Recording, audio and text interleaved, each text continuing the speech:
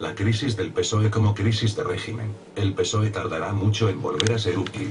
Lo decía esta mañana Iñaki Gabilondo, uno de los rostros más prestigiosos de nuestra historia reciente. Recuerden que fue su cara la que apareció en la televisión para transmitir tranquilidad a España el 23F, mucho antes que apareciera la de Juan Carlos, desde el periódico que fue el intelectual orgánico de la transición y la referencia internacional durante años para entender España.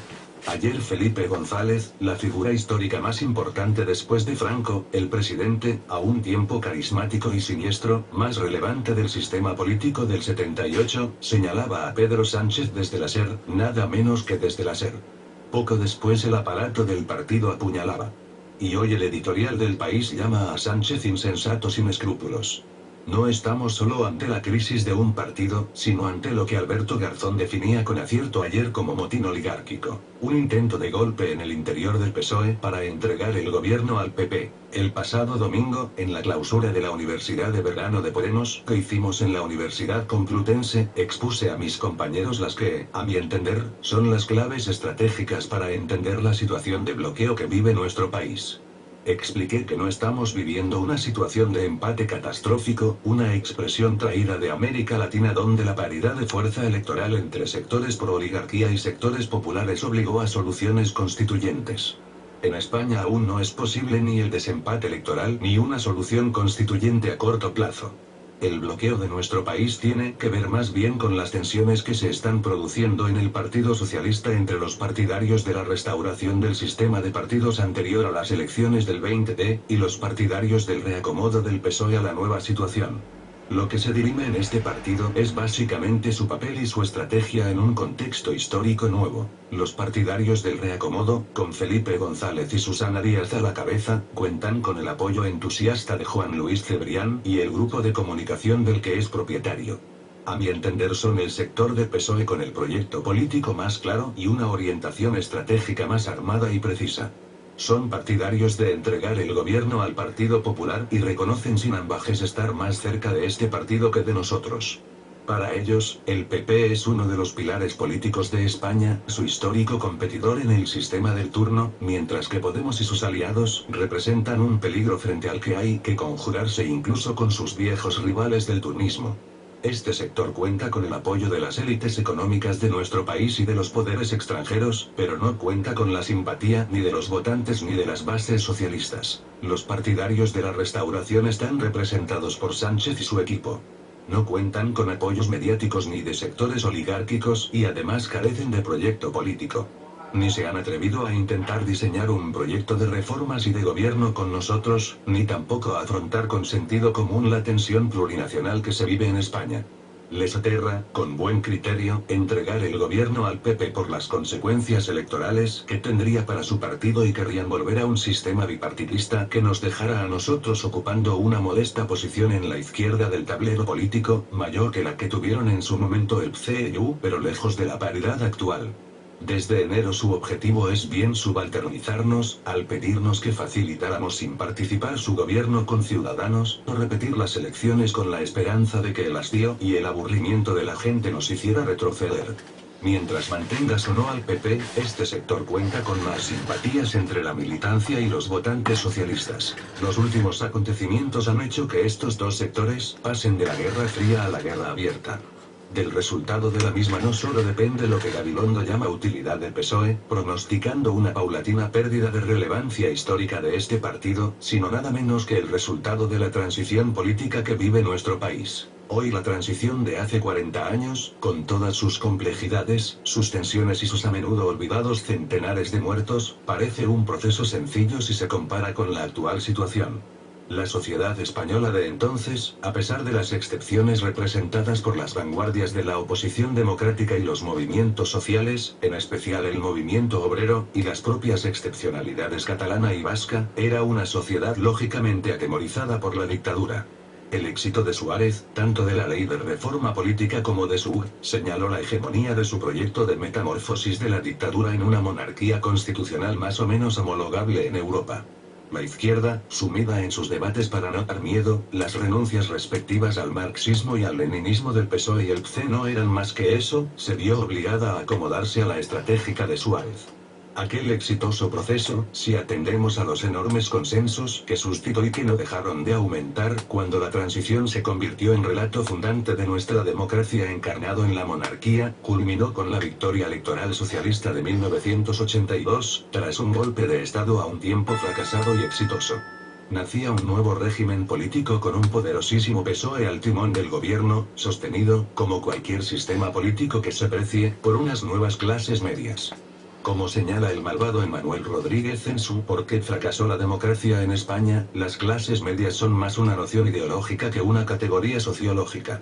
La promesa de modernización y de mejora de las expectativas de vida encarnadas en el Partido Socialista fueron el alimento de esos sectores autopercibidos como clases medias, esa nueva España a la que el PSOE se parecía más que ningún otro partido. La hegemonía del PSOE era tal que se le perdonó todo durante años, desde las consecuencias de su aceptación de la división del trabajo en Europa, que nos convirtió en una periferia especializada en el turismo, pasando por la corrupción hasta el terrorismo de Estado. La arrogancia con la que todavía hoy se refiere Felipe González a lo que hicimos en el País Vasco revela hasta qué punto el expresidente vive aún en ese mundo. Aquel PSOE, sin embargo, sentó las bases sociales que permitieron el éxito electoral de Aznar y que el PP no solo se hiciera con el poder durante años, sino que convirtieron a la Comunidad Valenciana y Madrid en sus laboratorios más elaborados de su modelo corrupto neoliberal, aún con Zapatero en la Moncloa. La crisis económica, como en otros países de Europa, hizo saltar por los aires la autopercepción de clases medias de inmensos sectores populares en España. Y el siglo XX ha dado sobradas lecciones de lo que pasa cuando se tocan las expectativas de las clases medias. Los desahucios, las estafas permanentes, el paro, la precarización de las condiciones de vida, la emigración de los jóvenes, fueron el caldo de cultivo del movimiento que lo cambió todo. El 15M. Los hijos e hijas de las nuevas clases medias bajaron a las plazas y señalaron a las élites políticas y económicas. Solo había que ponerles nombre. Nosotros decidimos llamarles casta. Aquello no fue una venganza de los perdedores políticos de la transición, una izquierda que durante más de 30 años bastante hizo con resistir. Aquello era el inicio de una crisis de régimen que introducía los ingredientes para una nueva gramática política llamada a cambiar muchas cosas en España. Podemos fue quizá la expresión electoral más elaborada, pero no la única, de aquella nueva gramática.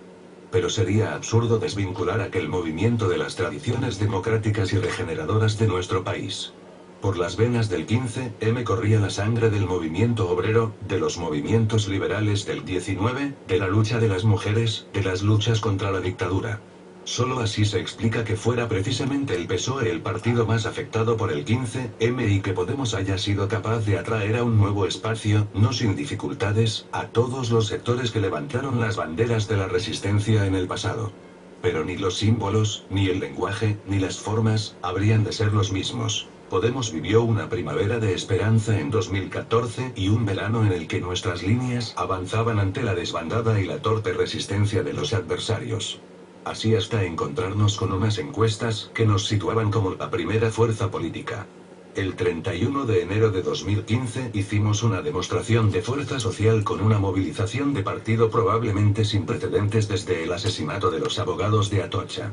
Pero entonces llegó el invierno ruso y nuestras líneas dejaron de avanzar.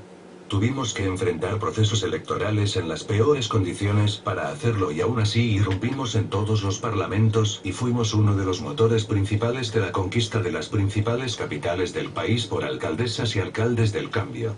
Las elecciones catalanas fueron la prueba más difícil para nosotros. No recibimos el apoyo de los sectores a los que nosotros empujamos para alcanzar la alcaldía de Barcelona y nos vimos atrapados en una confrontación frentista que nos obligó a conformarnos con sembrar semillas para el futuro, asumiendo un duro revés electoral. Hace exactamente un año, las encuestas preveían nuestro hundimiento al tiempo que el Podemos de derechas, que pidió el dueño del Banco Sabadell, despuntaba en las encuestas.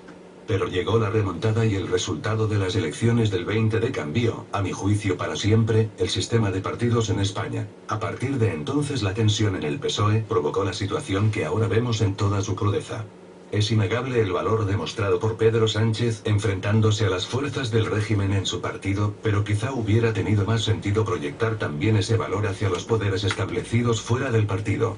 De haber sido así, hoy podríamos estar gobernando juntos y quizá nuestro gobierno, con todas las dificultades, hubiera podido implementar políticas redistributivas, regeneradoras, avanzar soluciones democráticas a la tensión plurinacional y ser un ejemplo para otros países europeos. No sé qué ocurrirá finalmente en el PSOE.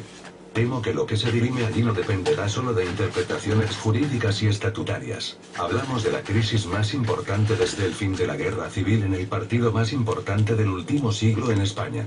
Quien pensaba que podía haber normalidad política sin que el PSOE se decidiera por el PP o por nosotros se equivocaba. Frente a la incertidumbre, a nosotros nos toca seguir del lado de la gente. Debemos estar preparados para gobernar o para la repetición electoral, pero también, si finalmente se imponen los partidarios de dar el gobierno al PP, debemos estar seguros de nuestro papel como fuerza política que ofrece garantías y que se debe construir como instrumento de un movimiento popular que siga empujando por una sociedad más justa. Nadie duda en España de que nosotros jamás iremos de la mano del Partido Popular. En tiempos de incertidumbres y de golpes oligárquicos, Unidos Podemos debe ser el referente de seguridad de los que quieren una sociedad mejor frente a las élites. Pablo Iglesias.